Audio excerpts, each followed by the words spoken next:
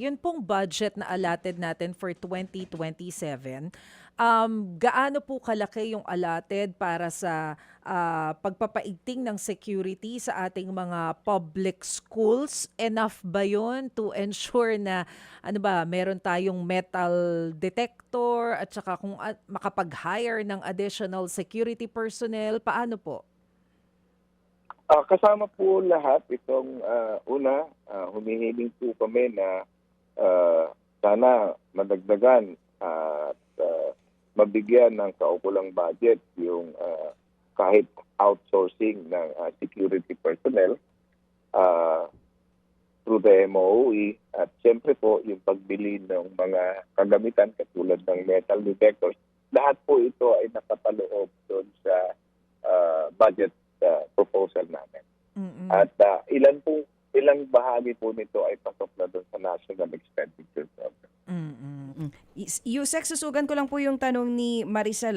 Ang hinihingi nga po kasi ng DepEd is 7.2 trillion pesos for 2027.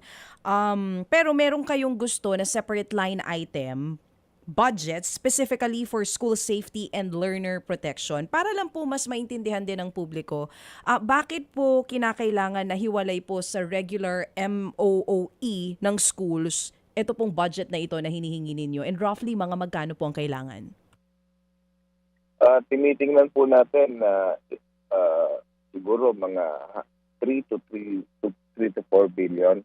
Kaya po dapat ay ang tingin namin nakahiwalay ito as panibagong line item is dahil kung ito po ay pasok doon sa regular MOE, marami na din po kasing mga kagastusan ang pinaglalaanan na itong MOE. So kung merong dedicated fund for that, alam natin na kung kailangan magdagdag, depende sa laki o lawak, dami ng estudyante sa isang eskwelahan, kaya nating i-determine kung ilan bang personnel, security personnel, ano ang mga pantulong na po pwedeng i-hire ng division office for the schools.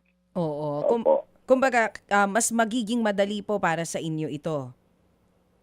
Opo, Kung tama nakahiwalay po. po talaga siya, kung naka-separate line item siya. Yeah. Kapag magkano po Opo. ulit yung hinihingi nyo? 3 to 4? Magkano po ulit, Yusek? Yung naka-separate line item?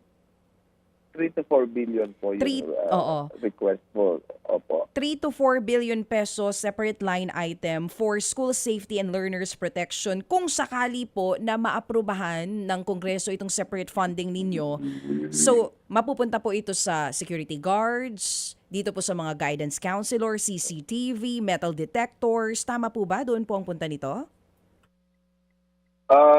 Nakahiwalay na po yung para sa personnel doon, hindi pa yung pong mga school counselor associate separate line item po yun. Ang tawag po natin doon ay creation of new position. Pero dito po, yung 4 billion po natin ay hiwalay para dalang po talaga yun doon sa security personnel.